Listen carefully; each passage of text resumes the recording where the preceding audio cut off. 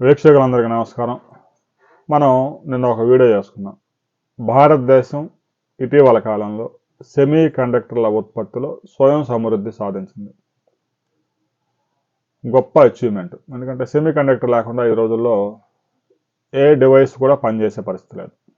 Mobile తీసుకున్నా, laptop అయినా, desktop అయినా, ట్యాబ్ అయినా, స్మార్ట్ వాచ్ అయినా, రిమోట్ కంట్రోల్ అయినా ఏదైనా కూడా దాంట్లో డివైస్ సెమీ కండక్టర్ ఉండాల్సిందే. మరి ఆ సెమీ కండక్టర్లు అన్ని తైవాన్ నుంచి, చైనా నుంచి, అమెరికా నుంచి దిగుమతి చేసుకోవడం వల్ల దేశంలో మొబైల్స్ తయారు చేసే కంపెనీలు కూడా వేల కోట్ల రూపాయలు విదేశీ మార్గద్రవ్యం చెల్లించాల్సి వస్తుంది.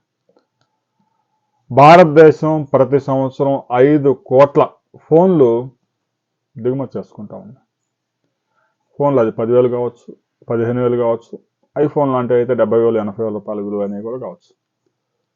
ఫోన్లు దిగుమతికే భారత ప్రభుత్వం 5 లక్షల కోట్ల రూపాయల విదేశీ మార్గద్రవ్యాన్ని పొరుగు దేశాలకు చెల్లించాల్సి వస్తుంది. చైనా కానీ, తైవాన్ కానీ, అమెరికా నుంచి దిగుమతి చేసుకుంటే అమెరికాకి.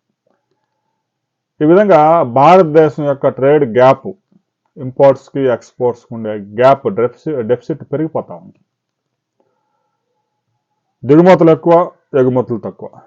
దీంతో రూపీ వాల్యూ రోజు రోజుకి డొల్లుకుంటూ పోతా ఉంది.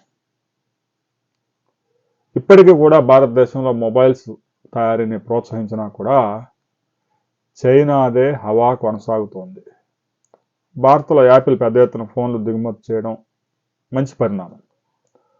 ఏటా 2 లక్షల కోట్ల రూపాయల విలువైన ఫోన్లు భారతదేశంలో తయారు చేసి ఎక్స్పోర్ట్ చేస్తాం. అయితే ఐఫోన్ అనేది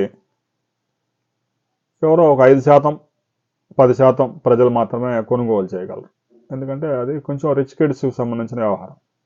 ఐఫోన్ 70,000, 80,000, 1,00,000, 2 లక్షలు పెట్టి ఫోన్ కొనుగోలు చేయగలిగే వాళ్ళు కొద్దిమంది మాత్రమే ఉంటారు.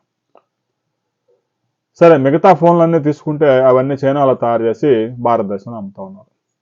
ఇప్పటికీ చైనా తయారీ కంపెనీలు వివో మొత్తం మార్కెట్లో 18.3%, ఒప్పో 13.9%, ఇక దక్షిణ కొరియాకు చెందిన సామ్సంగ్ 12.6%, ఇక యాపిల్ అయితే ఇది అమెరికాకు చెందిన సంస్థ కాబట్టి 10.4%, Realme 9.8%, Xiaomi 9.2%, Motorola 8.3%, Poco 4.3%, iQOO 3.3%, one plus 2.4%, మిగతా వాళ్ళంతా కలిపి 7.5%.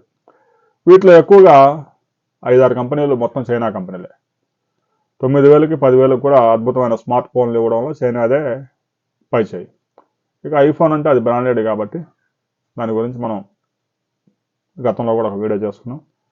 భారతదేశంలోనే 3 ప్రాంతాల్లో పెద్ద ఎత్తున తయారు చేస్తాము.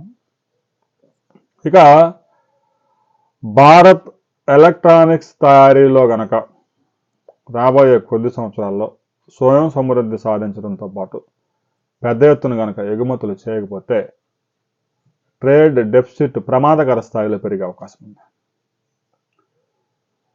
30 సంవత్సరాల కిందట భారత్ కేవలం చమురు దిగుమతులకి, బంగారం దిగుమతికి పెద్ద ఎత్తున విదేశీ మార్గద్రవ్యాలు చెల్లించేది. 30 years తిరిగిపోయేసరికి మొత్తం మారిపోయింది సినారియో. ఎలక్ట్రానిక్స్, స్మార్ట్ డివైసుల దిగుమతికి భారత్ ప్రతి సంవత్సరం 16 లక్షల కోట్ల రూపాయలు ఖర్చు చేయాల్సి వస్తుంది. మొబైల్స్ ఇప్పటికే 76% దిగుమతులే, ల్యాప్టాప్లు 90% దిగుమతి, డెస్క్టాప్లు 85% దిగుమతి, ట్యాబులు 92% దిగుమతి, స్మార్ట్ వాచ్లు 90% దిగుమతి, ఇక స్మార్ట్ టీవీలు 85% దిగుమతి. ఈ విధంగా మొత్తం దిగుమతుల మీద ఆధారపడి భారతదేశంలో జాబ్ ఎంప్లాయ్మెంట్ లేకుండా, జాబ్ క్రియేషన్ లేకుండా దక్షిణ కొరియా నుంచి శాంసంగ్, చైనా నుంచి 6 కంపెనీలు, అమెరికా కంపెనీలు, ఈ విధంగా పెద్ద ఎత్తున భారత్ 16 లక్షల కోట్ల రూపాయలు కోల్పోవాల్సి వస్తుంది. ఇప్పటికైనా భారతదేశం మొబైల్స్ తయారీలో, ల్యాప్టాప్లు, డెస్క్టాప్లు, ట్యాబ్లు, స్మార్ట్ టీవీల తయారీలో స్వయం సమృద్ధి సాధించేందుకు ఆయా కంపెనీలన్నా ప్రోత్సహించాలి, లేదంటే భారత్లో తయారీ రంగాన్ని పరుగులు పెట్టించాలి. శాంసంగ్ని భారత్ తీసుకొచ్చేందుకు పిఐఎల్ పథకాన్ని కూడా రూపొందించారు. ఆ పథకంలో భాగంగా కొన్ని సంస్థలు భారత్లో ఉత్పత్తిని ప్రారంభిస్తున్నాయి. ఇప్పటికే యాపిల్ ప్రారంభించింది, శాంసంగ్ కూడా పెద్ద ఎత్తున భారత్లో తయారు చేయబోతా ఉంది తమ ఉత్పత్తులను.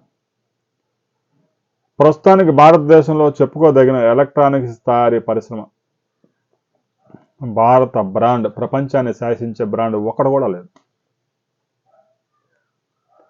అది భారతదేశానికి ఇప్పటికీ పెద్ద మైనస్ అని చెప్పవచ్చు. ఇప్పటికైనా ఈ రంగంలో పెద్ద ఎత్తున పరిశోధన జరగాలి. ఈ రంగంలో స్వయం సమృద్ధి సాధిస్తేనే 2047 నాటికి వికసిత్ భారత్ సాధ్యమవుతుంది.